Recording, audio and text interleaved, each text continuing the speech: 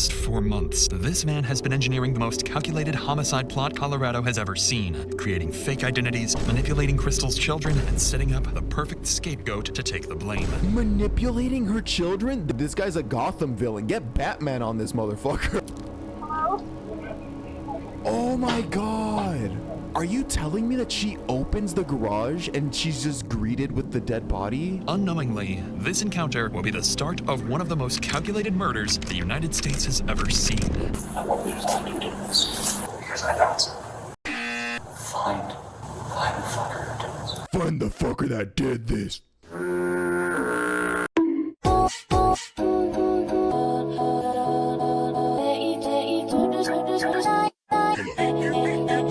Hello, YouTube.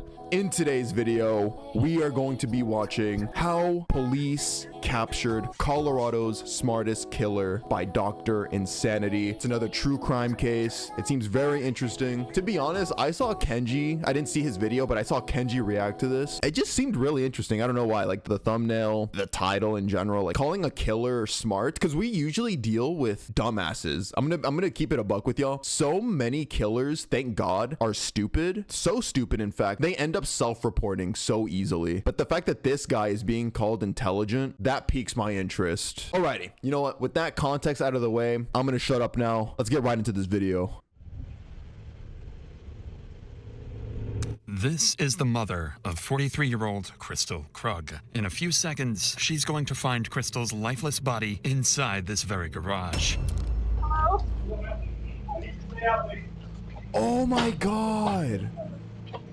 Wait, are you telling me that she opens the garage and she's just greeted with the dead body? That's traumatizing.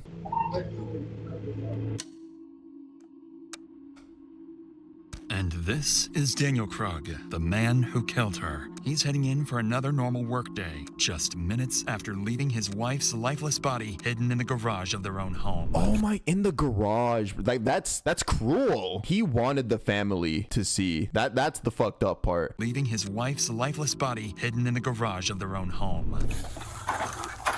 Oh shit. Holy fuck.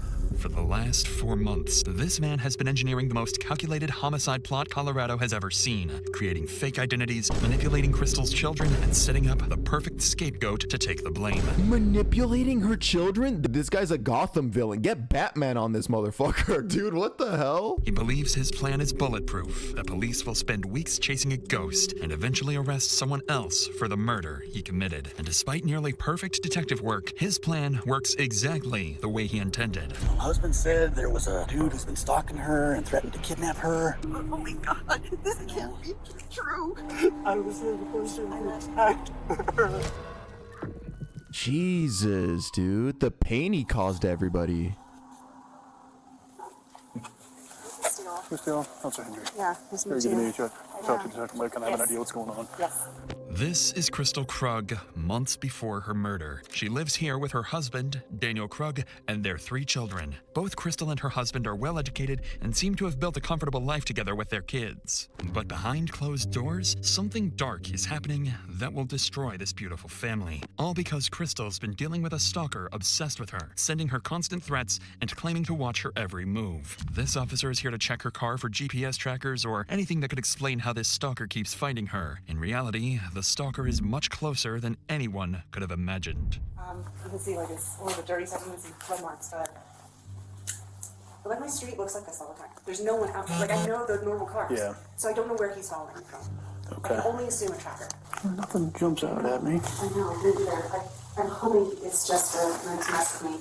The officer continues searching the vehicle top to bottom, but finds nothing suspicious. So before leaving, he offers Crystal a few safety recommendations and reassures her that they'll keep looking into her case. So they were a married couple. That adds another layer of depravity. In the course of the investigation, Broomfield police receive another call, this time from Crystal's husband, Daniel, reporting a break-in at his home. An officer is dispatched to check things out. Unknowingly, this encounter will be the start of one of the most calculated murders the United States has ever seen. The country, oh my god. Yeah, definitely. I'm Officer Chauncey. I'm Dan. Nice to meet you. Johnson, nice to meet you. So, as I pulled in, I saw someone run out, jump over my gate Okay. and take off that way. Got it. I didn't think to call you until my wife got home recently and we realized the spare key that we keep in the garage isn't there. Okay. According to Daniel, the only thing that's gone is their spare house key. If someone stole that, it means they aren't done and might have plans to come back at some point. The officer advises Daniel to change their locks immediately while police look into who this intruder might be. What no one realizes tonight is that this is no random incident. It's the opening move in a plan that's been forming for months. Oh, wait, that actually is really smart. He's already laying the groundwork as to how the killer could have easy access to the inside of the house. Yeah, because that would be the first pillar that he would have to answer for if he was to get caught. He'd be like, or like if they started investigating, they'd be like, why is there no break-in? Like, why is there no windows shattering or blah, blah, blah? Like somebody breaking in to kill your wife. Besides the husband and the wife, who else would have easy access? So he just invented a story right now of a burglar, some third party that would now have easy access to the home. It's the opening move in a plan that's been forming for months. And this break-in is just step one. 9 days after Daniel reports the break-in, his wife Crystal wakes up to another uneasy morning. For weeks now, she's been receiving strange anonymous messages and a growing sense that someone out there has an eye on her. Until now, none of it had a name attached, but a faceless presence that kept getting closer. But today, that changes. As Crystal gets the kids ready for school, makes her morning coffee, and heads out for work, her phone buzzes. She glances at the screen and sees a name she hasn't thought about in more than 20 years. Jack Anthony Holland, a man she dated briefly as a teenager. The message is short. Yo? Crude, completely out of nowhere. Hi, Crystal. It's Anthony. Hope it's okay I looked you up. I go to Boulder every few weeks and thought we could hook up. You game? At first, she didn't think much of it. The two last spoke years ago, and even then, he was harmless. So she ignores it and moves on. But the next day, everything changes. Are you there? You should say yes when I offer pity. What the fuck? Whatever. I saw your pics. You got fat.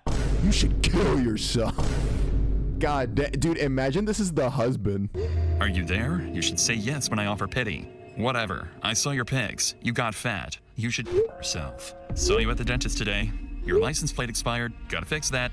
Suddenly, Crystal's fear becomes reality, and she begins living with the terrifying possibility that she's being watched. And now, she's certain Anthony is the one who's been harassing her for weeks. She becomes hypervigilant, installs cameras around the home, dash cams in her car, and starts carrying a concealed handgun everywhere she goes. By late October, Crystal's barely sleeping. She keeps a spreadsheet of her stalker log, documenting every message she gets.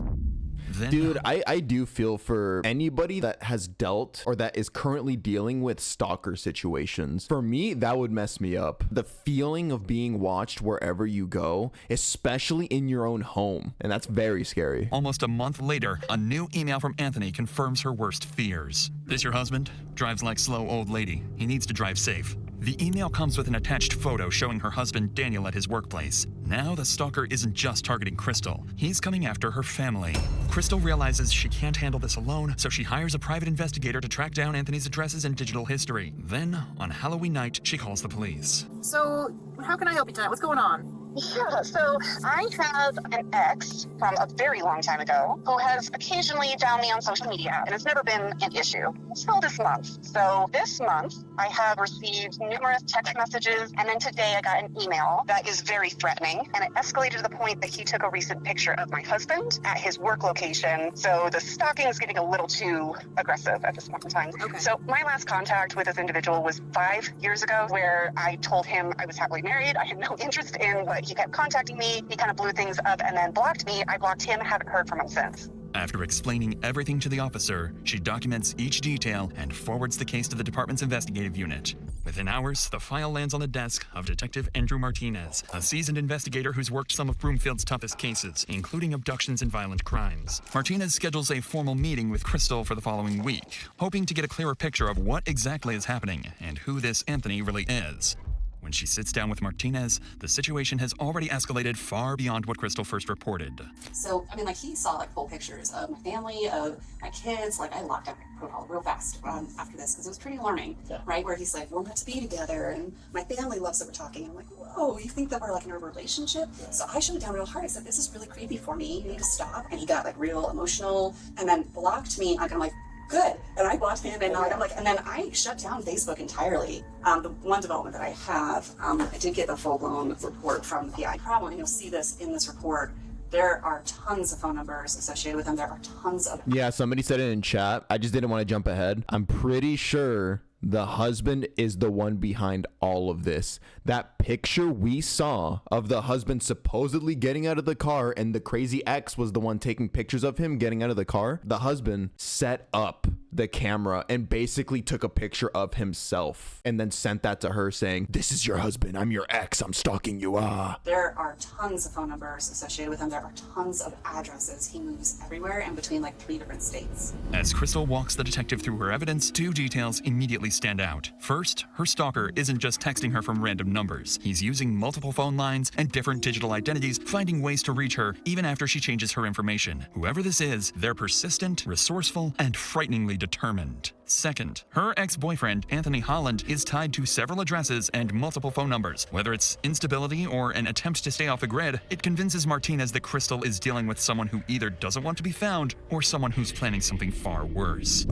With all of this in mind, Martinez wraps the interview with Crystal and begins the digital side of the investigation. He sends warrants to service providers, requesting phone records, email logs, and account information to track down the stalker. Unfortunately for Martinez, these companies will make a mistake that will soon prove deadly.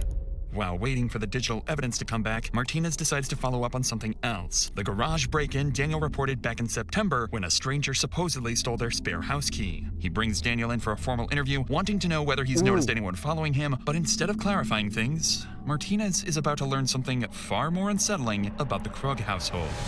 The man himself. Let's see how he navigates this. And I guess at what point did she tell you that he recontacted her this last time? It was either November 1st or November 2nd.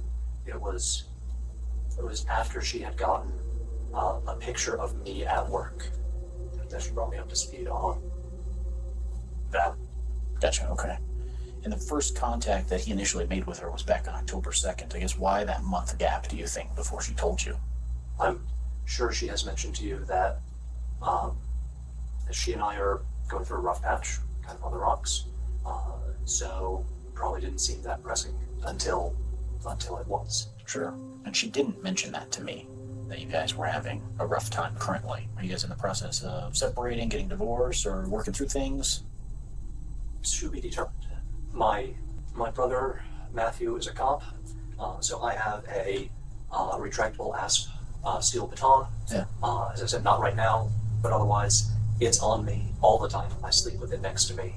I bought some additional security cameras for the house. So what am I doing? I'm panicking, and I'm doing a shit job of protecting my wife. So I'm not doing good. Yeah, I can see that. So, with that being, I know that Christelle, we put her car on a lift on Tuesday afternoon to see if there's any sort of GPS tracking or anything like that. We couldn't find anything on the car. If Anthony is watching you guys, it's going to be in person from a distance or nearby or however. So, that poses an interesting issue in of itself. From Daniel's reactions, it's clear the stalking is taking a toll on him, too. His wife is terrified, his family feels haunted, and he's struggling to understand how any of this is happening. Detective Martinez wraps up the interview, but something Daniel said lingers in the back of his mind. He revealed that he didn't know about the stalking for almost a month, not until Crystal finally showed him the email with the photo taken outside his workplace. So Boom, yeah, see? It was in that same sentence where he gave like the really weak excuse of, oh, we're going through a rough patch. I don't think any rough patch would keep your partner from telling you for a whole month that there is possibly a killer stalker watching both of y'all. Martinez decides to look deeper into the family dynamic, and what he finds is concerning. He learns that the couple have been going through a rough patch recently. Nothing hostile or dangerous, but they were trying to work things out, doing what they believed was best for their kids and holding their family together the best they could. With how much the stalker seems to know about their lives, Martinez briefly wonders if someone inside the home might be manipulating the situation. And for a moment, he even considers the possibility that Daniel might be messing with his wife as some twisted way of trying to fix their marriage. But that idea is quickly dismissed. There is no evidence backing any of it, and all signs still point to Anthony. Not to Ooh, so close yet so far. Yeah, see, it's one of those things where there's no way that could be it, and then it ends up being what happened. There is no evidence backing any of it, and all signs still point to Anthony. Not to mention, Crystal herself is fully convinced her ex is behind the stalking campaign. Throughout November, the harassment continues to escalate with more messages and threats. Crystal continues documenting everything and constantly monitors her cameras. By early December, she finally receives a message that gives her the smallest breath of air.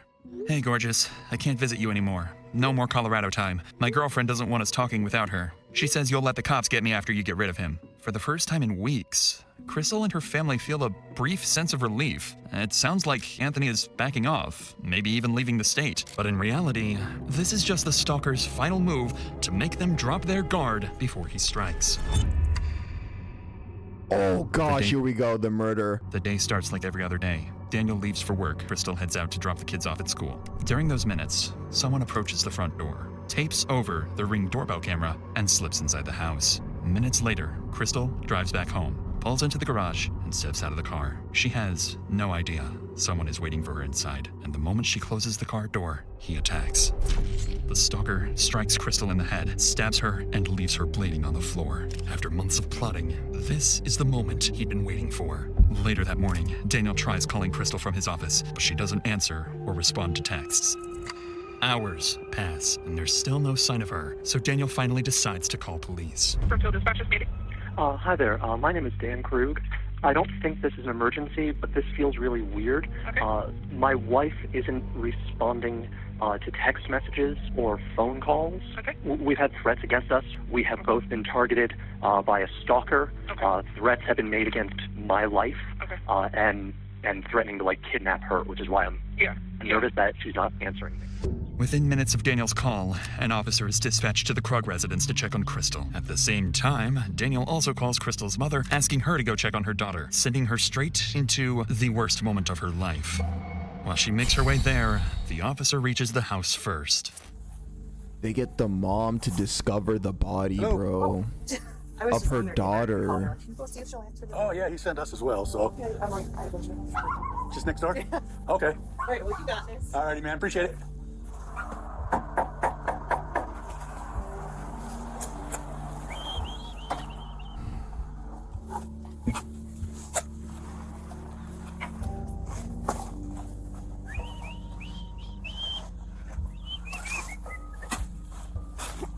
The house looks quiet, and the officer doesn't notice anything wrong from the outside. But before he clears the call and drives off, something nags at him. So he brings his patrol car a little closer to check the garage, where he's about to uncover a tragic, horrifying sight. Oh no.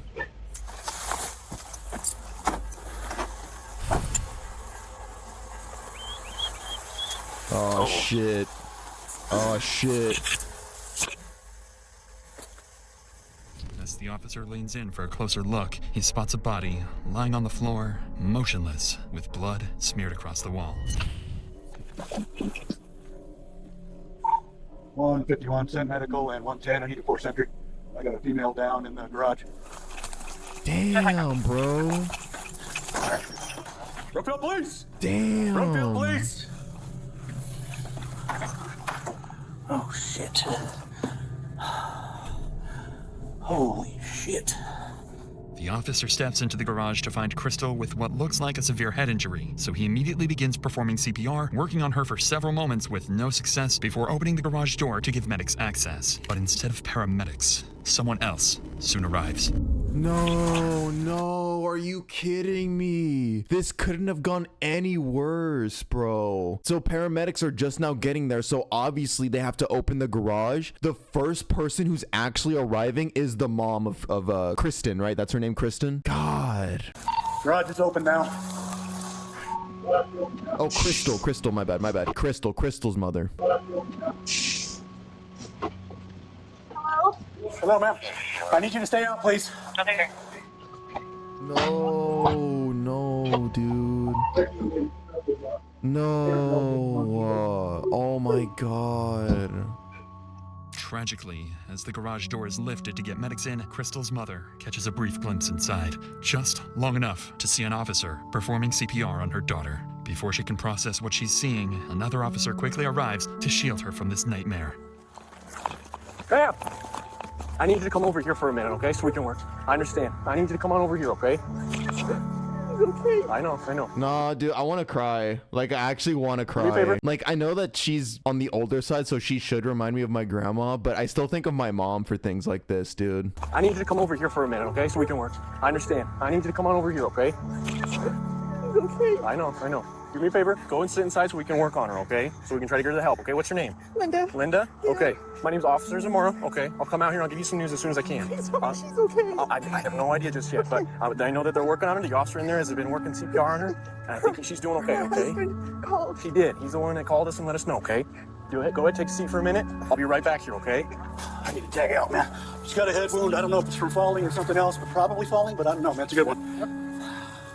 I really want to drill this into y'all's head. Crystal's final, not just moments, but final days, weeks, months have been filled with nothing but mental manipulation and torture because of the husband pretending to be an ex, making her feel unsafe in her own home, at work, taking her kids to school. She never felt safe for the past couple months. She had no peace leading up to her death, full of psychological torture. Husband said there was a stalker threatening to kidnap her, so I don't know. She's not. No, she's unresponsive. Decent head wound. Where we have more room at patient.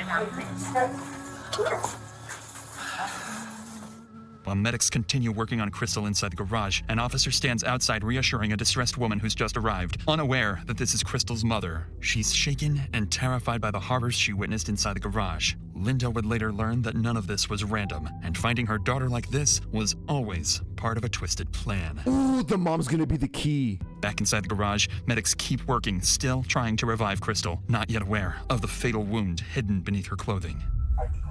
Guys, you see anything other than a fall type of wound? Yeah, I'm just. Oh, shit. Oh, yeah, that's a stab wound. That's right, ready. Damn it. Stab wound. Yeah, I'm gonna get it. Can you get hold? Her, the dispatch could tell us the husband called in to check on her. I don't know right now, but dispatch should have it. So you have a visible stab wound, you guys? Yes. Right above her heart. Okay, then let's. Okay, we are asystolic. Yep. Asystolic. Yep. Jeremy, are you good with this, or do you? How recent is this trauma? What is it? This Husband said he couldn't reach her for. transport. We don't know if it's within 10 minutes, man. Okay, then. Yeah. Husband has not been able to reach her by any means for a few hours. For a few hours. Yeah. Stab wound to the chest. Let Henry know that. Medics work for only a few minutes before realizing there's nothing more they can do. Beside Crystal's body, tucked inside her purse, the officer notices a handgun she never even had time to reach for. With the immediate area secure, officers spread out throughout the house, searching every room for the attacker, but no one is inside. And as officers step outside the home, they start noticing small details that don't line up with an impulsive crime. Yeah, I don't know the backstory. Husband said there was a dude who's been stalking her and threatened to kidnap her. And Martinez was involved, and Martinez just said, hey, this is a big old... I don't know, dude. I don't know the history on that part. Martinez does, though, and he said he's coming in. So, other than that, we're just kind of securing the scene and waiting for detectives, you know? See what they need. I kicked that, yeah. That's interesting. Yeah. That is very interesting. Almost like dude might have stuck around from this way and... Oh, they're pointing at the tape on the Ring camera. Officers quickly confirmed the door was unlocked, and a strip of blue tape had been placed over the Ring doorbell camera. Whoever did this clearly planned it and came prepared. As police continue searching the scene, more family members begin arriving one by one, each of them unknowingly walking into the worst moment of their lives, while officers prepare to deliver the news no family ever wants to hear. Survivor? I don't know anything just yet, ma'am. I don't know anything just yet. Are you? So precocious. Her mom. The Ball family. The mom's gonna make me cry, bro. We asked her to come knock on the door. Okay. Is her husband almost here? Is she gone? Is she gone? We want to give you guys all the information all together. Okay. We don't want to have to repeat the information over and over for you guys to continue anything. So. He said he was on. What did we do to her? No. They won't say. They won't say. I'm trying to figure it out. Oh my gosh.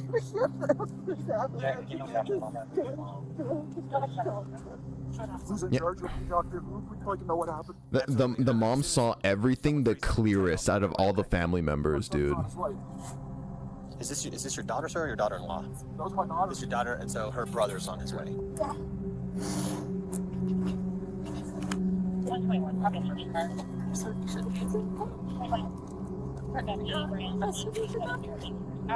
With Crystal's father and brother now at the scene, the weight of what's happened settles over the family, and it grows heavier by the minute. The only person missing is Crystal's husband, Daniel, the man who feared he wouldn't be able to protect her for weeks. Now he's on his way to find out those fears have come true. Ooh, he better come in acting really good. His acting better be, at the very least, matching the family. Detectives arrive at the scene and begin coordinating their next steps to hunt down whoever did this.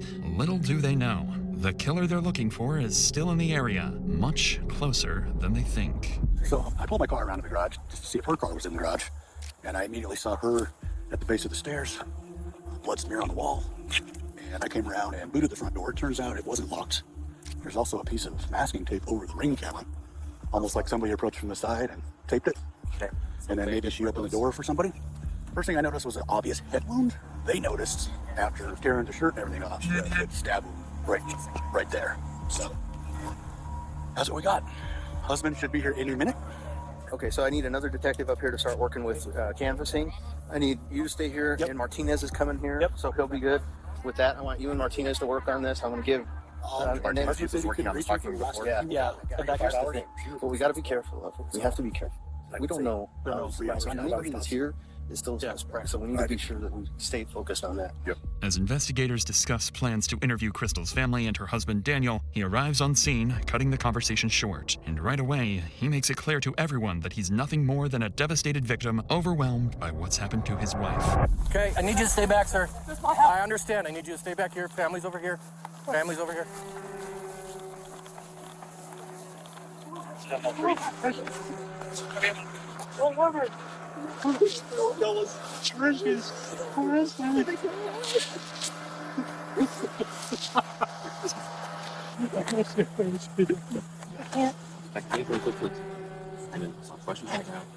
Fortunately, we don't have a lot of answers for you.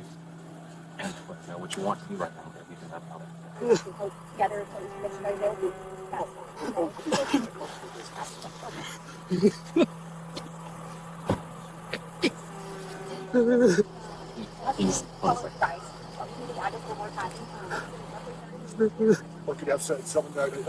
Leave me over there. At this time, officers have no reason to suspect Daniel of anything, so they treat him with care as he goes through this traumatic moment. But beneath that devastation lies a cold, heartless man, because Daniel knows exactly what happened inside that garage, and Daniel is the killer himself. Every tear and shaking breath is part of his act. Set your bias aside. Do you think he's selling it good? I don't know. I don't know if I want to say he's overselling it, because not even the family is like, I don't know. You think it's a little too theatrical? Is part of his act. One he will continue selling to police and Crystal's family, standing just a few feet away.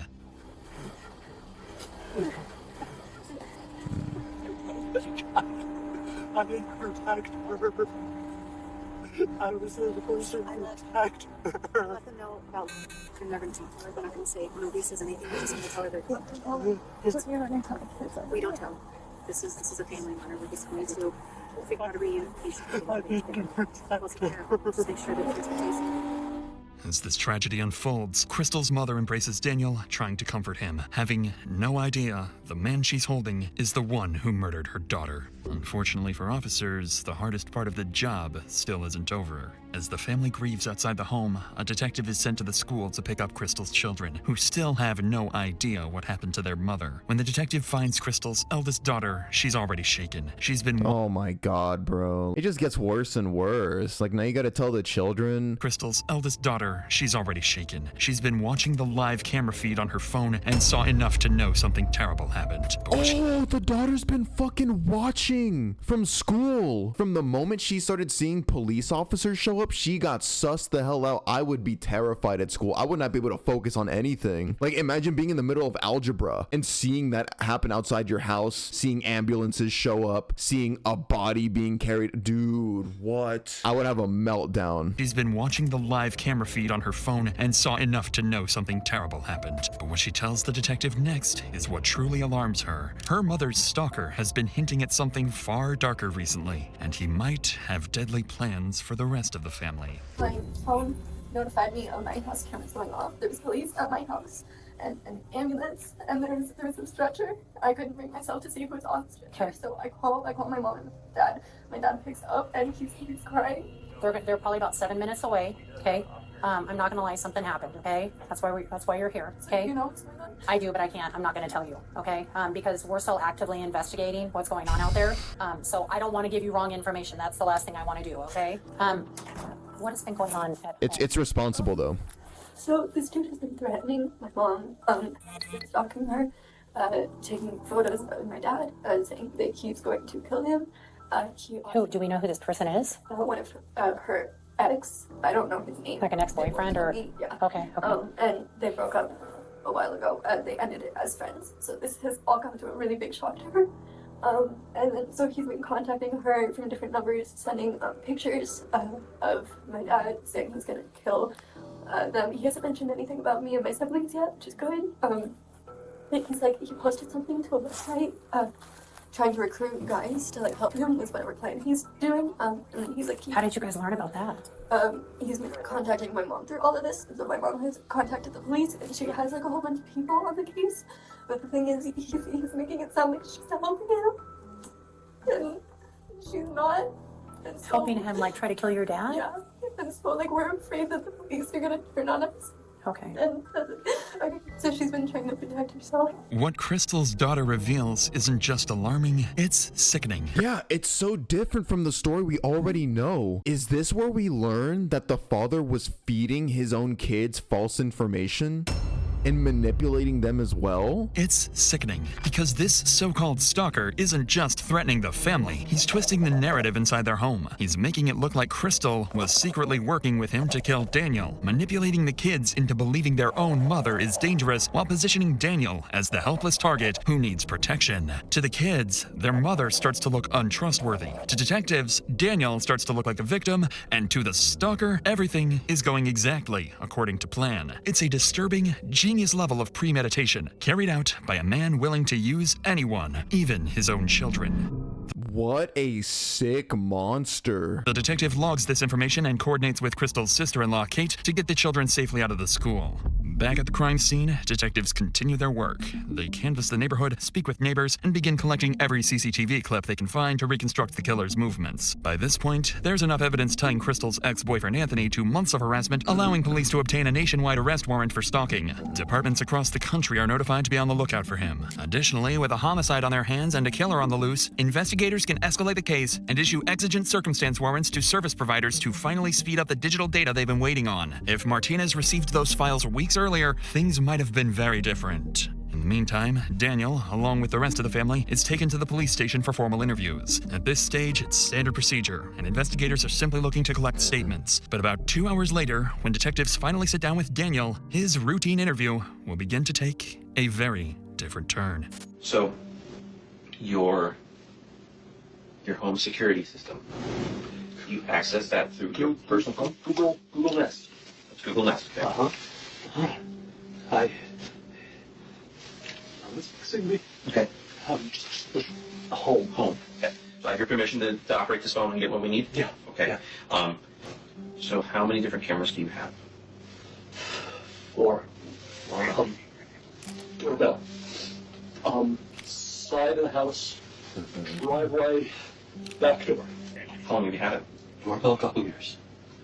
The others, all since September. We had an intruder. I called the police. He came when we had a garage intruder. A month after Daniel reported the garage intruder back in September is when the stalking first began, and by then, the couple had already installed multiple cameras around the house, plus their Ring doorbell. But even with all that security, and after police confirmed they had no GPS trackers on their cars, the stalker still found a way to follow them, sending Crystal a photo of Daniel walking into work and texting her about seeing her at the dentist. So as the detective scrolls through the surveillance footage to understand the timeline, he notices something strange that catches Daniel off guard. When do your cameras go off? Do you ever have them set to turn off? 24/7. Okay. They don't turn off. If you lose internet or in the app, you can turn them off. And who has the ability to turn off the cameras? Who has the ability to go in the app and turn these off? Christine, me, and God, I think It's all right. It's all right, Dan. home shows all four. Oh, And perfect. home. What is this cringe ass act he's putting on? He really wants to show that he's so, oh, I'm so stressed. Oh, I'm so concerned. Ooh, I can't think. Like, all right, bro, you're trying too hard now. Home shows all four. Oh, And perfect. home. I can settings. Okay. Oh, just us. Just okay. The detective's question here isn't by chance. It's prompted by something peculiar he noticed on the surveillance app. All of the home's cameras shut off at 8:15 a.m. and they stay off until 10:15 a.m. Only the camera pointed outside the garage remains active during that entire 2-hour window. This instantly narrows the murder time frame to those 2 hours. Just then, Martinez finally arrives at the interview room. He's the lead detective who's been handling Crystal's stalking case for months, and now that case has become something far worse. He sits down with her devastated husband, feeling the weight of the loss they both couldn't prevent. They didn't save Crystal, they couldn't protect her, and now they're here, mourning her loss, trying to piece together what happened. I did that, girl. It's not your fault. I was supposed to protect her. It's not your fault. I'm sorry I didn't answer. I actually wasn't in today. As Daniel breaks down, something catches Martinez's attention. Daniel is crying, but there are no tears. The detective finds it strange and more than a little concerning. Wanting to probe deeper. See, that's the thing. That's what makes it more annoying with these over actors. They feel the need to make crying sounds and make crying faces.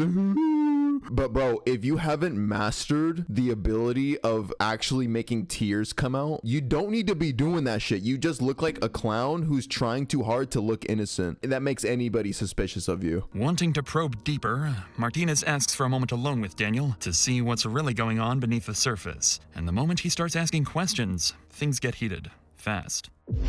I know you said that you don't think that there was somebody else. She said.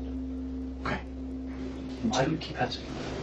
I'm just trying to put everything together to kind of get a bigger picture, because you said that she's been acting kind of weird lately and, you know, being very secretive and withholding of information for you. So I'm just trying to understand, I guess, so we can backtrack what she's been doing this past month. Martinez's question here is telling of what he's thinking. He's not ruling out Daniel as a possible suspect. After all, the couple were going through a separation period, and this is meant to probe whether jealousy or something else could have played a role in Crystal's death. Sensing the tension in Daniel's response, the detective decides not to press any further. But as they step out for a quick break, Daniel says something that makes it obvious he struck a nerve. I've seen enough movies. It's always the husband. I get it. After detective Ooh. Ooh. I've seen enough movies. It's always the husband. I get it. Or he was already selling up until that point. Him saying that, that's going to be where it all comes crashing down for him. detectives collect the initial information. It's always the husband. I get it. After detectives collect the initial information from Daniel, his children finally arrive at the police department. They still don't know what happened to their mother, only that something is very, very wrong. Daniel is notified of their arrival and given a choice. Should he be the one to tell them, or leave it to officers and Crystal's family? Instead of letting someone else deliver the news, Daniel insists on telling them himself. A decision that appears compassionate on the surface, but underneath, it's a way for him to control the narrative and shape how his children see him, even in a moment of tragedy. Following this, investigators sit down with Crystal's family to begin their interviews, and this is where things start to take a concerning turn. Up until now, the case seems straightforward. Crystal has a stalker, her ex-boyfriend Anthony. That stalker killed her. Find Anthony, and you find Crystal's killer. But once detectives start speaking to Crystal's parents, brother, and sister-in-law, things become far more complicated. And what they learn next will force them to reconsider everything they think they know about Crystal, her marriage, and even her stalker. So you're stating, I guess, there is the ex-husband who's been kind of It's not about her husband, it's an ex-boyfriend. Ex-boyfriend. From when she was 18 years old. Okay, gotcha. Can you think of anything, I guess, recent? Has he reached out to you? Have you seen any? No, he's never contacted me. Okay. Yesterday she told me that he had messaged her again 2 days ago or so. Let her know that he was ready to come back, and so she can go ahead and off her husband now. Make it look a little bit like she was in on this whole deal with killing her husband, I guess.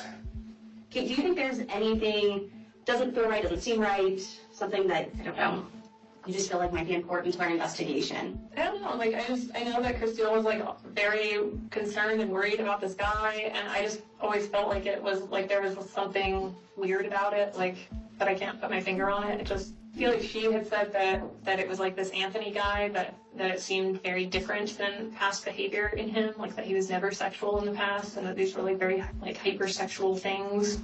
And so I think even at one point she was like questioning whether it was actually him. Ooh, so Crystal herself, even at the beginning, or I don't know at what stage, even she was like, is this really my ex? Like, he was never behaving like this before. I don't know if you necessarily know anything any more about that, but there's also just going to meet you guys are kind of close and just see if you get some sort of insight on that at all. Insight on their marriage? Or just, was there issues going on? Were they having problems? Was there, kind of anything that was kind of... She had shared with me that they had separated. Okay. But we're still living together a year ago. And I had asked her if she, over text, if she had, if she believed that it was Anthony. But she didn't believe at the time that I was asking her that there was anybody but Anthony. She was fully convinced that it was Anthony. Okay. My mom has always been like suspicious, and I just like don't know where that comes from. Okay. Can you elaborate on that? Like suspicious how or? My mom? Yeah. Suspicious. I don't know, because she, like the difficulty finding Anthony. Like, why is it so hard to find Anthony? Why can't there, cell phone records or IP stuff? So my mom had that frustration, and so I think her mind starts to wander towards like conspiracy type things, right? Of like, oh, maybe it's the husband, right? Oh my god. Mother's intuition coming in again. Dude, moms just always know. Moms have this superpower. Conspiracy type things, right? Of like, oh, maybe it's the husband, or maybe it's Dan, and I don't know. I don't see it there just because, I don't know. Dan just seems so incapable of doing something like that to me. Why do you say that? I don't know. I talked to him, and him and I just hung out and talked for 2 hours. And he was like very concerned about like getting his family together and talking about being vigilant but not paranoid. Even though Crystal's brother Lars sounds skeptical of his mother's suspicions, she isn't exactly wrong, as on the surface, it makes no sense that Anthony couldn't be tracked down for months. Lars would also go on to explain that Crystal and Daniel saw their marriage very differently. Crystal wanted out, Daniel didn't, and the family seemed to view their relationship as dysfunctional but not violent. But listening to these statements, one thing becomes very clear. Every family member felt that something about the stalker was off. There was a shared intuition they couldn't quite articulate, and when detectives sit down with Crystal's mother, she makes that suspicion very clear. I know you said, and I kind of learned on seeing that she was married. Here we go. Here's the mom. Makes that suspicion very clear. I know you said, and I kind of learned on seeing that she was married, had 3 children. Her life was hell when she left months and last year. Her husband and her were not in good terms. He was in complete denial. She told me how he was. Did she ever give you insight on what kind of led her to feel like her marriage was over, or? That is explosive, but I've never seen him, hurt her. He would hurt the kids, but, some people think the corporal punishment is okay with the kids. But he would hurt the kids. She was worried about that. But I don't want to say Oh, he would hurt the kids. So he was impulsive. He was explosive with his anger. Okay. But he would hurt the kids. She was worried about that. But I don't want to say it's a man. But she told me he was in denial. But she told him his marriage was over, but she would stay until graduated.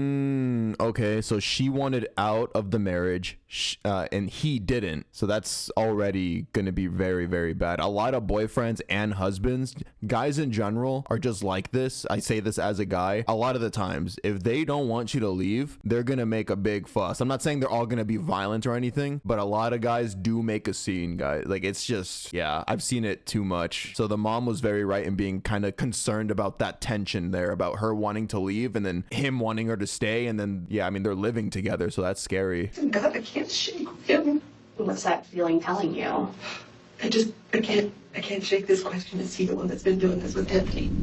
Needless to say, hinting that Daniel...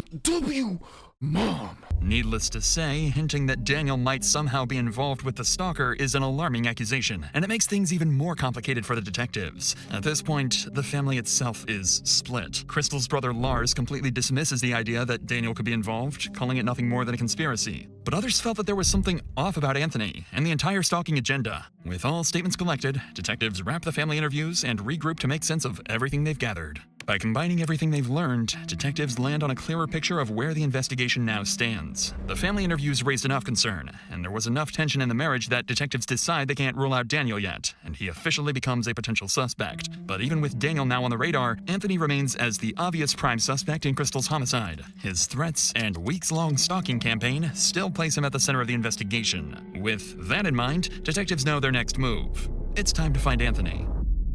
At around 3 p.m. that afternoon, police finally get their first real break in months. After digging through everything they have on Anthony Holland, investigators land on a possible address in Utah. Because they can't reach him themselves, Broomfield detectives coordinate with Utah County Sheriff's Office, sharing his name, photo, and the address where he's believed to be staying. Up until now, Anthony has only existed as a name in emails and threats, a distant figure who no one has actually seen. So when officers finally get a hit on his location, it becomes the first real chance to confront the man they've been hunting for months.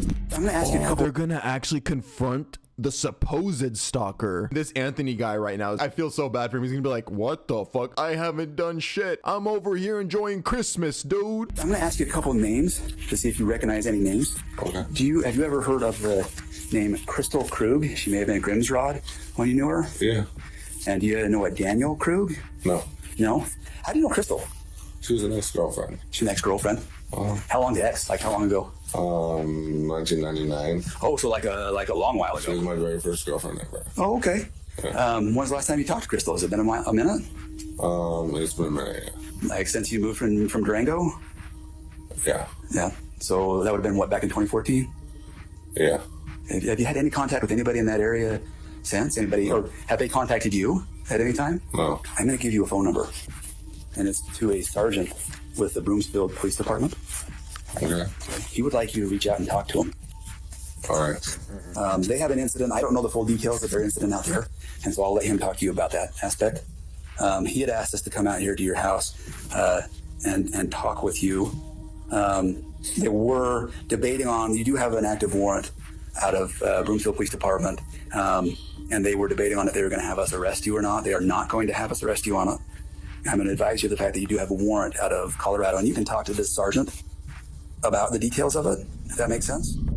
As officers speak with Anthony, he appears intoxicated and confused. After being briefed on the situation, he gives his timeline, insisting he never left Utah and spent the morning with family nowhere near Colorado. Once they collect Anthony's statement, Utah officers leave to begin verifying every part of his story. The situation isn't funny, but I mean, just imagine for Anthony, bro, you're getting all this laid on you. Cops are in your house in fucking Utah. He's drunk as hell, like, what? Officers leave to begin verifying every part of his story. In the meantime, detectives back in Colorado regroup to reassess the investigation. With Anthony still denying involvement, Detective Martinez turns back to the one angle he hasn't fully explored yet: Crystal's husband, Daniel. Since he never ruled out jealousy or affairs as a possible motive, he decides to dig deeper into Daniel's past, and that's when he stumbles onto something interesting and very unsettling.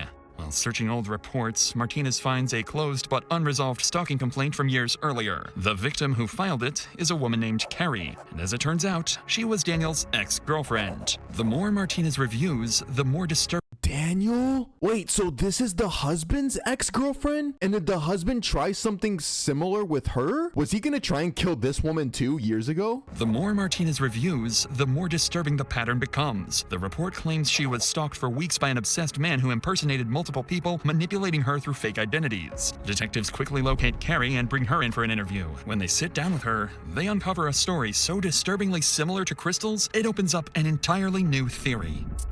I think it was, like I said, a couple months. I broke up with him a couple months into my freshman year, and he, he was pretty emotional. I would say, sort of desperation would maybe be a word I would use to describe after the breakup of, please don't do this, kind of, crying, that sort of thing. Oh, dude, I told y'all. See, like, he's one of those guys that he really doesn't take no for an answer. That I can recall. And then I started to get messages from his roommate, and that person's name is Tom, on AOL Instant Messenger. And I know Tom is real because they were roommates. If I called him, Tom would sometimes pick up the phone. They each had a joint room and a joint phone. Tom, his role, I would say, was sort of to gain sympathy from me for Dan and continue to encourage me to communicate with Dan. There was perhaps some indication that he was, or was, because of the breakup, just really not doing well. So this, made me keep communication up with Dan. And Tom ended up being Dan, right? And Tom ended up being Dan. Yeah. Oh my, that's it. He's cooked. He's cooked. All these people I'm going to tell you about end up being Dan Krug, not Tom. Yeah, even though Tom is a real person, he was not sending me these messages. Suffice it to say, what Carrie tells detectives sounds all too familiar. Everything she describes echoes the same pattern detectives have been seeing with Crystal, but the parallels don't stop there. Things I remember is a group of my friends from our dorm had met, I don't even know how, some cadets from the Air Force Academy. Sure. And so we all went to, I think we went to a movie, something super innocuous, and there was like a group of us. I must have told Dan about that. And I think it was 2 or 3 days later, I got a message from someone named Nick Clark. And Nick basically said, I'm a cadet at the Air Force Academy. I know you went out with these people, and I want you to know that he came back, or these people came back and said that you slept with him. So now there's this rumor going around the whole academy that you're an easy target kind of thing. And Nick, I think, served the purpose of sabotaging anyone I was meeting if they were associated with the Air Force Academy. Of course, the person that I met and went to the movies with was like, I want nothing to do with you, you weirdo. And so shortly, I don't know, a while after that, I started actually more seriously dating Air Force cadet named Mark Hansen. Then, of course, Nick Clark made a reappearance, and I was getting pretty consistent messages from him. And so he said, we need to find out who's doing this. And he got me a meeting with the Office of Special Investigations at the Air Force Academy. I sat with them, and they kind of laid the emails out on the table, and they said, we've had like a forensic psychologist, sort of professional, look at all these emails, and it's Dan, is what they said. I just have to say this right now. He is insane, manipulative. It's sick. It's already bad enough to obviously target the person who's leaving you, to target any individual like this, right? But when you start going after, like, sabotaging their relationships with people, that's when it becomes something more heinous, more twisted, because you're now fucking up their life. Carrie would go on to explain that despite their suspicions, there was never enough evidence tying Daniel back to the messages she received then. Everything had been sent from a public library, and because of that, her accusations remained just that, suspicions. But even without proof, the similarities between the two women's experiences are impossible to ignore, and for the first time, detectives begin considering a fourth possibility they never imagined. What if Daniel has been playing everyone? What if he's been impersonating Anthony? What if he's always been the architect behind the entire stalking campaign? Detective Martinez receives the intel from Carrie's interview, and with that, Daniel officially becomes an equal prime suspect alongside Anthony. At this point, the only thing that can give them a definitive answer is the digital evidence. So while they wait for that, Martinez receives something he can work with immediately: the full set of surveillance footage collected from the neighborhood and Daniel's workplace. Investigators sit down and begin reconstructing the full picture of what happened before Crystal was killed. Shortly before 8 a.m., Crystal arrives home. Wait, are they going to show us? I hope we can see like the full footage as well, like the security cameras. Crystal arrives home after dropping off the kids. She pulls into the garage, closes the door, and everything looks normal. Minutes later, at 8:15 a.m., the entire security system goes offline. Every camera except the outside garage camera is taken down for the next 2 hours. At 8:25 a.m., that lone camera records something deeply concerning. Daniel leaves the house to go to work later than he normally does, and shortly after the time medical examiners believe Crystal was killed. From there, workplace footage shows Daniel moving through the building around 9 a.m., greeting coworkers and appearing completely normal, as if nothing had happened at home. And when investigators check footage from surrounding houses, they find no one approaching the property all morning.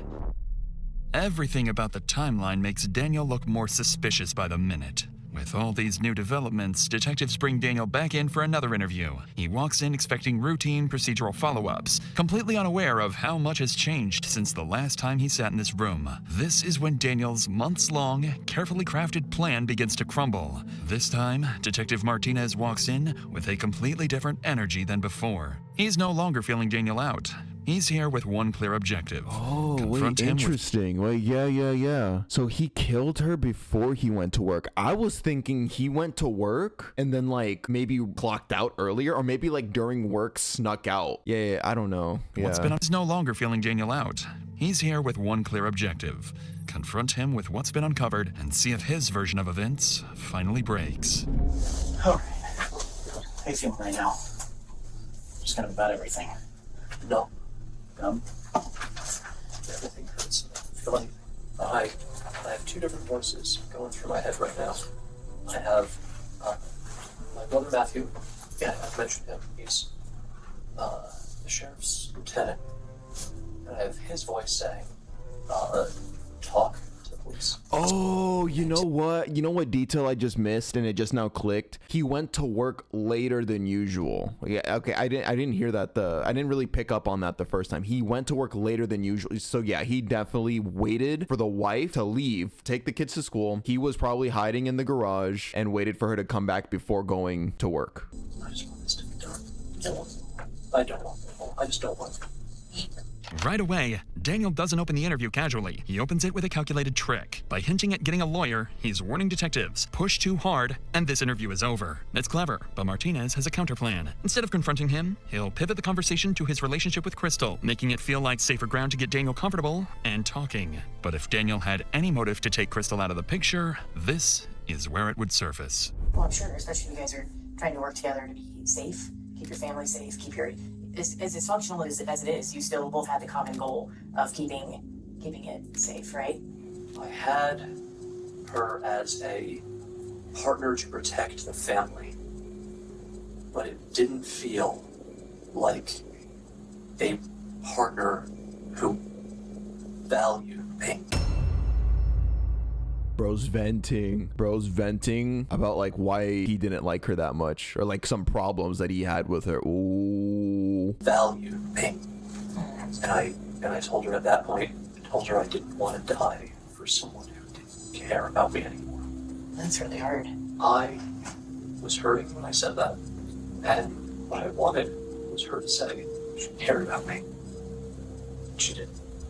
Although Daniel is being honest about what was going on in their marriage, to detectives, moments like this only add to their suspicions. Resentment, rejection, a failing marriage, these are all things that, in the wrong circumstances, can turn into a motive. And this is exactly where the interview takes a sharp turn. What Daniel doesn't know yet is that since his last interview, detectives received something they kept secret for this exact moment. One of the tech companies finally responded to their urgent warrants and provided some of the digital data they needed. And as it turns out, the emails the stalker had been sending, the messages that terrorized Crystal for weeks, were coming from somewhere much closer to home. One of the things that we really started looking into today in effort to find Anthony is the Gmail. So some of that information that we've been able to receive today is a little bit concerning, I guess. The Gmail account, the Kickman account that you guys initially received with a photo of you in it, and the phone number, those originated through their IP addresses at your office. Ooh, dude, nah, bro. He's gonna shit his pants right here. Oh my god, they finally IP tracked the device that was used to take a picture of him in front of his work. Remember when he was pretending? They tracked down the second phone that he was using to do that. Those originated through their IP addresses at your office. Doesn't make any sense. Well, he took the photo of me at my office. Both of those accounts originated from IP addresses that list back to your office. There are Wi-Fi access throughout the facility for employees, and there's public Wi-Fi access throughout the entire facility. Right now, we're working with the director to get all of the IP information to see what devices were using that specific address during that time. Because I guess the biggest concern is just the timing of everything, that it just doesn't quite make sense to have somebody create an account, take a photo, and then immediately send it off, and then the account is no longer being used. None of this makes any sense. Daniel looks thrown off, unsure where Martinez is going with this. The emails tied to the stalker connect back to Daniel's workplace, a detail he clearly didn't expect detectives to know. He seems nervous, but still cooperative. So detectives decide it's time to push further, because they have something else they withheld from Daniel until now. During the investigation into Anthony's alibi, officers in Utah forwarded something small but important. A time-stamped shopping receipt placing Anthony in Utah that morning, miles away from Colorado at the time Crystal was killed. Oh my god, that receipt just did this guy in. Oh my god. Miles away from Colorado at the time Crystal was killed. Martinez and his partner decide it's the perfect time to see how Daniel reacts when they push him directly and force him to confront the possibility that he might be the stalker. Also, let's add on top of that the fact that there's, as far as we know right now, there's no physical way that Kidman could have been involved in this based on where he's at right now. So, you know, the mystery continues, and I asked the husband. Things are certainly pointing in one direction right now.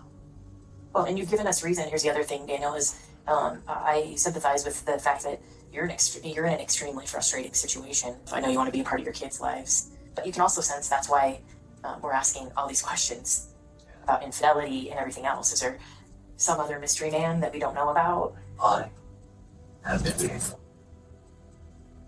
Period. You know Anthony has reached out to her in the past, a number of times. She's been very open. Right. The last time was 2016-ish. He had asked her at one point if she wanted to have sex. If there's any bit of question about infidelity, whether it's with Anthony or anybody else, we might create an account to see if Christine's actually interested in Anthony. So we ask her, push the bounds a little bit, and see if that will confirm our suspicions of infidelity. You don't get the response and the openness you once did for about 28 days, from October 2nd to October 31st. So you amp it up a little bit, send a photo of yourself to her, an account you created. I get the narrative you're putting together, but it alleges that I would do this to my children. But I think ultimately what happened today would bring you the... But it alleges that I would do something like this to my children. Well, I mean, yeah, you're a sicko. Like, you would do that to your children, so I mean... Yeah, they're the closest to your... I wonder if they're gonna hit him also with the fact that they learned that he's done something very similar to his ex-girlfriend in the past, like pretending to be other people. Yeah. But I think ultimately what happened today would bring you the closest to your children that you've probably ever been in your mind. I'm very close to my children. You're afraid to lose time with them if you get the divorce.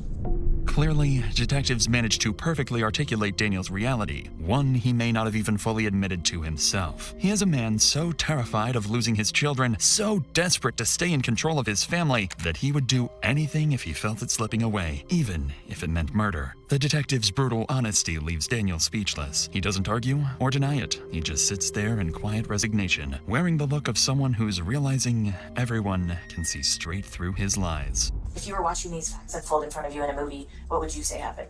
There has to be someone else that was able to turn off the cameras, that was able to use your IP address from your work to create accounts, to send messages and photos, to act as a stalking suspect. I don't know, I'm not one who does this.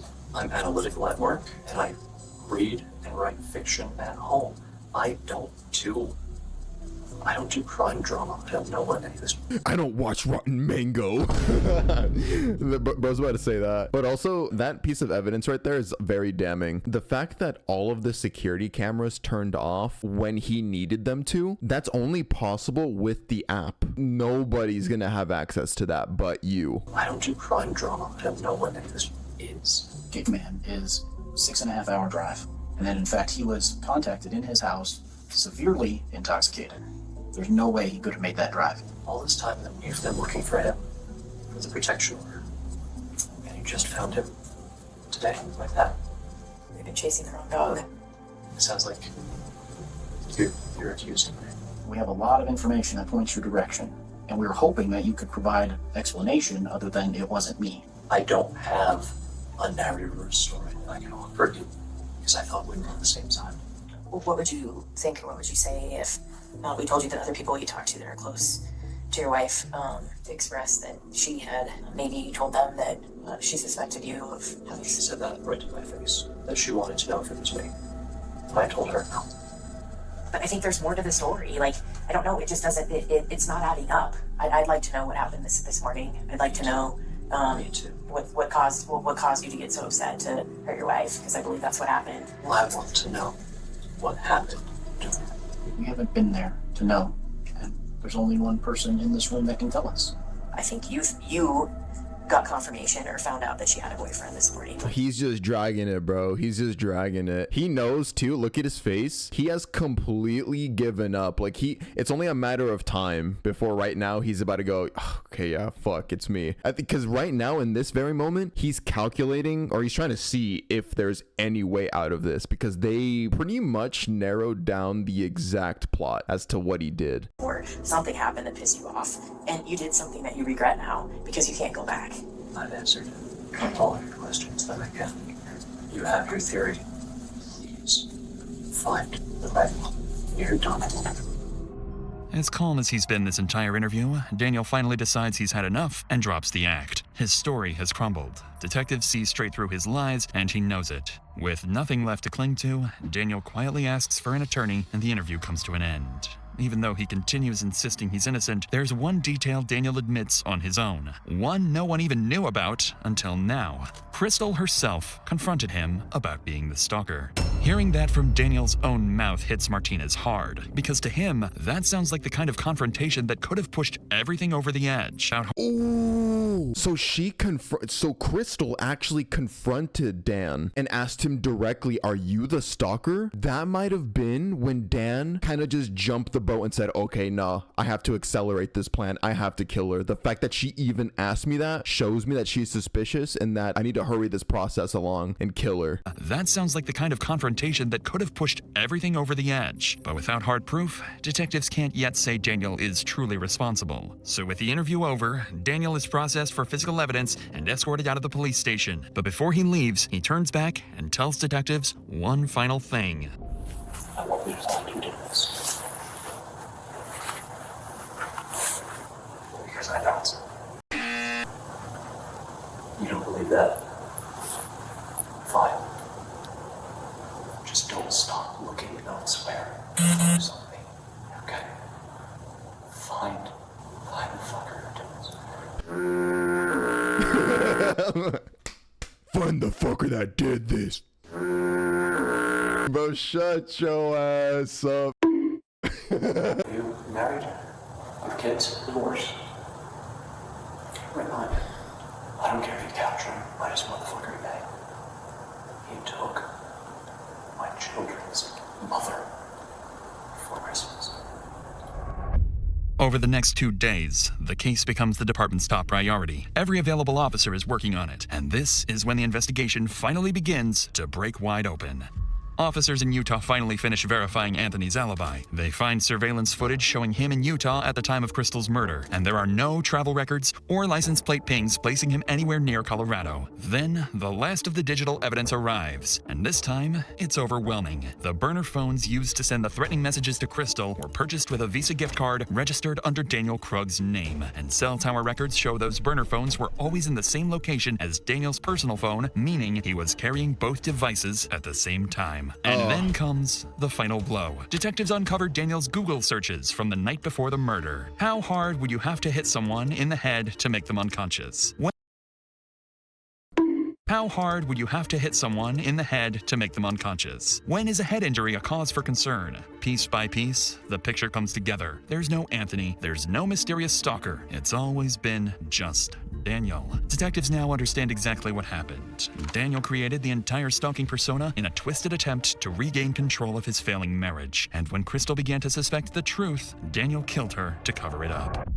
On December 16th, an arrest warrant is issued for Daniel Krug. Officers are dispatched immediately, finding him on his way to his daughter's dance performance. As patrol units close in, Daniel's movements strike them as suspicious. He appears to be heading back towards his car, and officers believe he may be trying to get away. This is a detective. Go. Just get right. All right, we're coming up in front. Just get up and pump back. No, fuck. Go, go, go, go, go, go, go. Just go. Go, go, go, go, go, go. Go, go. Show your hands! Show your hands! Hands on your face! Hands on your face! Your hands on your face!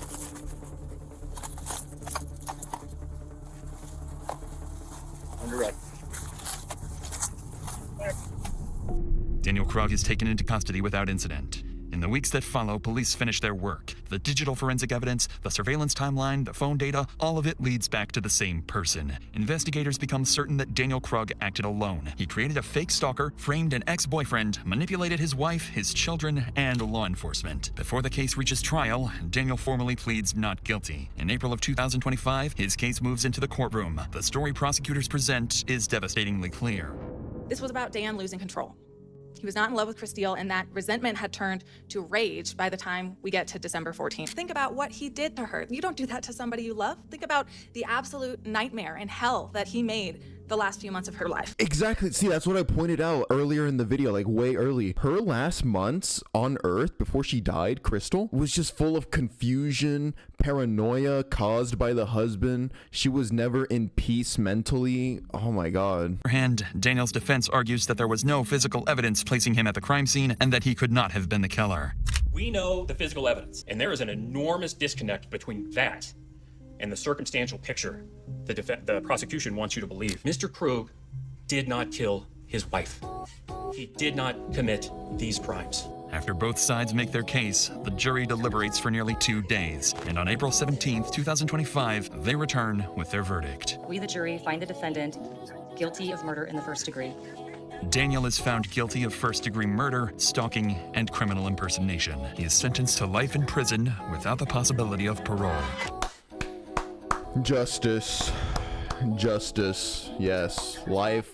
Zero parole. Let's go. I mean, yeah, it was just cooked, bro. Just to conclude this video with some closing thoughts, even though the title is Colorado's Smartest Killer, he is probably the craftiest killer we've covered on this channel, but still definitely not smart. Let's not get it twisted. This, like, it's not a high bar to clear, you know, with all of the dumbasses we've covered. He was crafty, and he did put in the work to lay the groundwork to set up like alibis, to set up how, you know, nobody would suspect it was him, but he still definitely sold like a dumbass. I don't know why people Google how to kill, how much poison does it take to kill a human, how hard do I have to bang somebody's head for them to die. Like, why do people do that? And then like anything having to do with burner phones, obviously you're gonna be able to IP track them. Rest in peace to Crystal. I'm glad she got justice. I'm glad this fucker got life in prison. Oh, you know, that's also something else I wanted to point out. I think what he originally intended for was to make some kind of common enemy to unite the family again. So he was pretending to be the stalker, right? The ex-boyfriend, in hopes that maybe she would run back to Dan so that they could become close again and that he would gain control over the family again. But when she questioned him saying, hey, are you pretending to be the stalker? That triggered him in a way like, oh God, that would be so embarrassing. He was like, nah, I'd rather you just die. If the kids find out what I did, then I lose everything. So I'm just gonna kill you. That's pathetic.